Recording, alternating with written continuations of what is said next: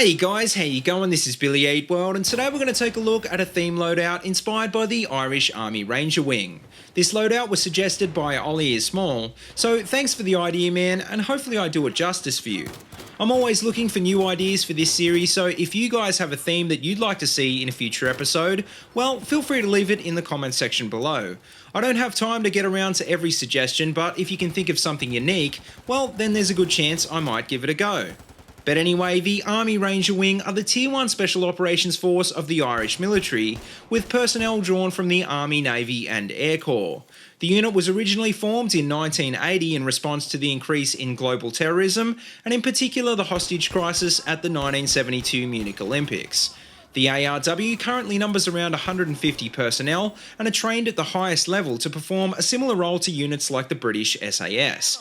The unit specialises in long-range recon, counter-terrorism and unconventional warfare, but unlike many special operations forces, they also provide support in a range of domestic roles. Being a relatively small unit, the ARW needs to be extremely versatile, and part of the reason it's able to perform its various roles is because only the best of the best are selected to be part of the unit. The grueling selection and training course runs for 34 weeks, where applicants are trained in everything from reconnaissance and marksmanship to combat diving and parachuting. Like I said before, the ARW accepts applicants from all branches of the Irish military, and unlike a lot of similar units, there isn't a restriction on age, rank and gender. That being said though, the selection process is obviously extremely physically demanding, so even though the course is open to females, none have yet passed the initial training. Now, being a Tier 1 unit, the ARW has access to more advanced equipment than the regular Irish Army, and along with the standard issue AUG A3, their AR of choice is the HK416. In my setup though, I thought I'd try something a little different and run with the M1014 semi-auto shotgun, which is otherwise known as the Benelli M4.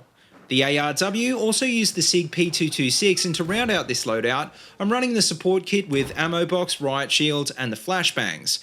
As you can probably tell, this was a pretty big change from what I normally use, but I thought it was pretty unique and it seemed to fit the theme nicely. As for attachments, well, as you can see in this video, I tried out a lot, but on the 1014 I eventually ended up running with the hollow sight, tack light, vert grip, dart rounds and the full choke. Apart from the tack light, I think this is probably the only viable way to run a semi-auto shotgun, and it wasn't until I had all of these attachments that it really started to work for me. On the P226 I was running with the ghost ring, heavy barrel and the tack light, which I think isn't too over the top and it makes sense for a counter-terrorism unit. All in all though, I didn't really use the P226 that often anyway, so it probably wouldn't have made a big difference if I wasn't using any attachments at all. But bearing all of this in mind, how did this loadout perform in-game? Well, if I had to be completely honest, I'd say this was probably one of the worst setups I'd ever used. The M1014 and the semi-auto shotguns in general are so inconsistent, and they have a way of getting you easy kills, but on the other hand, they will also get you killed. Very rarely will you manage to land a one-hit kill with this gun, even if you are running with dart rounds, and more often than not you'll be running through 3 or 4 shells to get a single kill. Considering this gun only has a capacity of 8 rounds, this means that you'll struggle to get 2 kills without reloading, which means you'll always want to be topping up whenever you can. The biggest issue with this gun though is that most gunfights in BF4 are at mid-range, and that means that you'll nearly always be at a disadvantage against ARs and carbines. As you can see in the first few clips of this video, without dart rounds this gun is even worse, and even though you don't have to be so precise with your aim, you'll have to work to go positive.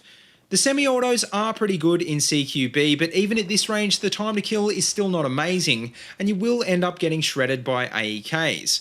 Honestly, the only reason I can think of to use a semi-auto shotgun over a gun like this is if you don't have good aim, and that just goes to show how newbie this weapon category can be.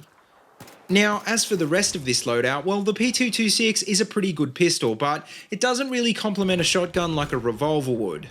The ballistic shield is also pretty ineffective, and apart from using it to peek corners, I really didn't use it much, and it definitely didn't help me out. Part of the reason it didn't work for me is because I was playing mostly TDM, and the shield kind of depends on knowing where your enemy is going to be coming from.